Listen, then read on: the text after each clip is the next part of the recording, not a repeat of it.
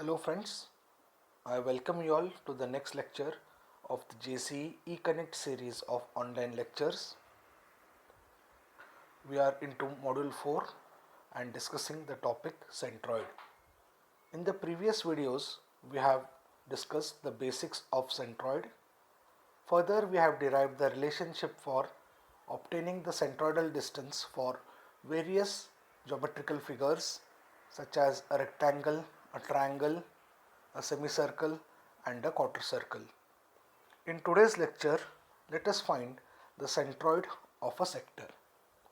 So firstly, what is a sector? It is an elemental area of a circle which subtends an angle equal to alpha with respect to the axis under consideration. Okay, so when we take a semicircle or a quarter circle, the angle is well defined. That is, a quarter circle will subtend an angle of 90 degrees, whereas a semicircle will subtend an angle of 180 degrees. Whereas in case of a sector, it is such an element which can subtend an angle alpha depending on the requirement.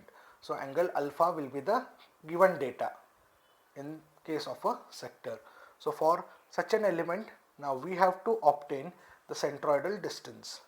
So when we consider a sector, we observe that it is neither symmetrical about x-axis nor symmetrical about y-axis. That means that we have to derive the relationship or the equation for x bar as well as y bar. Now the basics of this derivation are very much similar to that of a semicircle or a quarter circle. So it will be easy for your understanding. Firstly, let us consider an elemental strip which subtends an angle d theta with the center for analysis.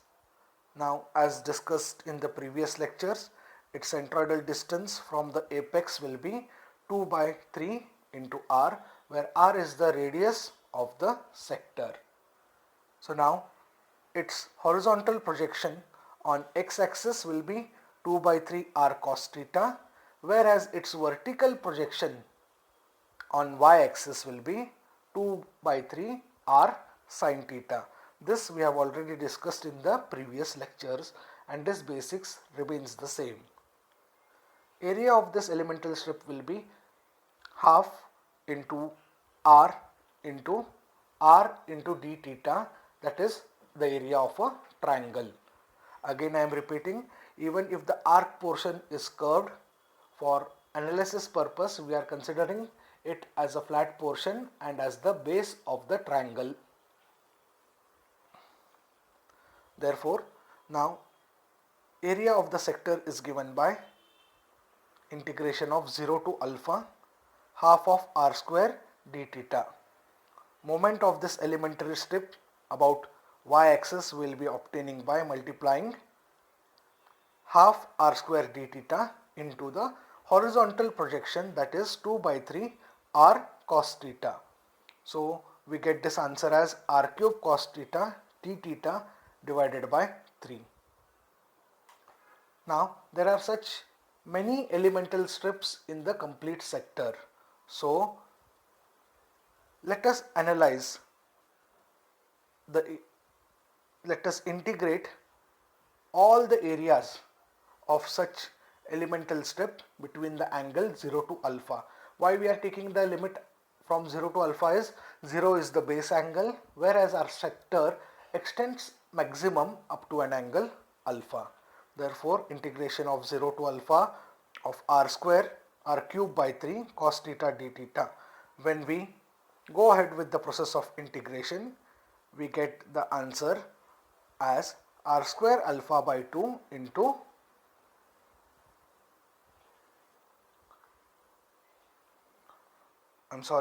we get the answer as r cube by 3 into sin alpha. Now what is r cube by 3 into sin alpha? It is the moment of n number of strips which are in the range of 0 to alpha with respect to the y-axis. Okay, so this is the one part of your equation which we have to equate against the moment of the entire area. So moment of the total area about y-axis will be given by area of a sector, which is r square alpha by 2 into x bar. So remember this relation, r square alpha by 2 is the area of the circle, and as we are finding the moment about y-axis, we have to multiply the perpendicular distance, which is nothing but x bar.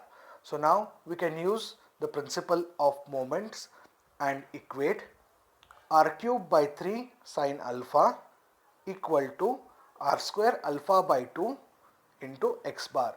So cross multiplying, we get x bar as 2r by 3 sine alpha. Therefore, for a sector, the centroidal distance with respect to y-axis, that is x bar, is equal to 2r by 3 sine alpha. So this is the first output which we wanted. Now let us consider the moment of the elementary strip about x-axis. So now in this case we have to take the vertical projection, that is 2 by 3 r sine theta. In previous case we took the horizontal projection 2 by 3 r cos theta for finding the moment. So here the moment of the elementary strip of area half r into r d theta is given by 2 by 3 r sine theta, which is the vertical projection, multiplied by area. We get the answer as r cube sine theta d theta by 3. Now there exist such many elements, so we have to find now the summation of the moments of such various elements lying between the limits 0 to alpha of the sector. Therefore integrating r cube sine theta d theta with the limits 0 to alpha, we get moment of the various strips as r cube by 3 into bracket 1 minus cos alpha. Okay, r cube by 3 into bracket 1 minus cos alpha. Then moment of the total area about y-axis. It is very simple. Area of the sector, that is r square alpha divided by 2 into y bar. So again using the principle of moments and equating, we get the relationship for y bar as 2r by 3 1 minus cos alpha. Okay, so only difference is that x bar and y bar values are not the same. In x bar equation we are getting sin alpha, whereas in y bar equation we are getting cos alpha. This derivation is not asked frequently, but still prepare with this derivation of the sector. If it is asked, it is very easy. Only the difference is that in this case we have to find both x bar and y bar, that is we have to repeat the procedure twice. Hopefully you have understood this derivation. Go through it. If you have any doubts, please revert back. So next we will be discussing all the formulas together, which will be useful for you all during solving the examples. Okay, I request you all to make proper table in your notebook and write down all these formulas properly. So the first element which we are dealing with today is the rectangle. Okay, which we are discussing in the formula list is a rectangle. Now a rectangle is a symmetrical figure about both horizontal as well as vertical axis.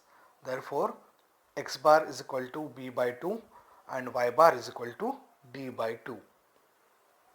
The next figure is a triangle. The first triangle considered is a equilateral triangle. So for an equilateral triangle, the area is half base into height or depth, whatever is given in the notation. Now as this equilateral triangle will be symmetrical about vertical axis, okay, as it is symmetrical about vertical axis, therefore x bar is directly b by 2, that is half of the base, whereas y bar is 1/3 of d or 1/3 of h, whatever symbol you take. So see that in an equilateral triangle we can get x bar directly, which is half of the base, whereas y bar needs to be found by using the formula. Now next is an right angled triangle. So when we consider this triangle, it is neither symmetrical about x-axis nor symmetrical about y-axis. Hence, for right angle triangle, we get both the values of x bar as well as y bar, where x bar is 1/3 of the base and y bar is 1/3 of the depth. Next comes the circle.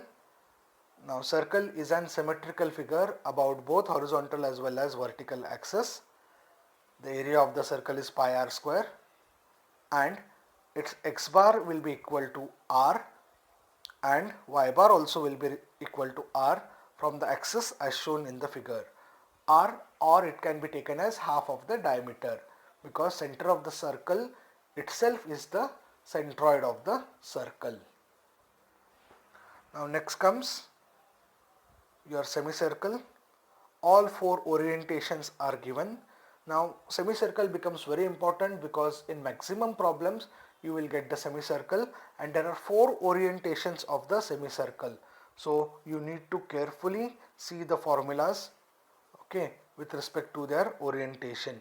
So first, when we take the orientation from with respect to the horizontal axis, that is from 0 degrees up to 180 degrees, we get x bar is the center because semicircle is symmetrical about one axis, either x axis or y axis depending on the location, whereas in this case y bar will be 4r by 3 pi. Now when we move to the second case, here again x bar is d by 2, whereas y bar, as we will be going below the axis, we are taking a minus sign, that is 4r by 3 pi. In the third case, now the semicircle is with respect to the vertical axis. So here x bar will be 4r by 3 pi, whereas y bar will be minus d by 2. And in the last case, x bar is minus 4r by 3 pi and y bar is d by 2. So these all are simple.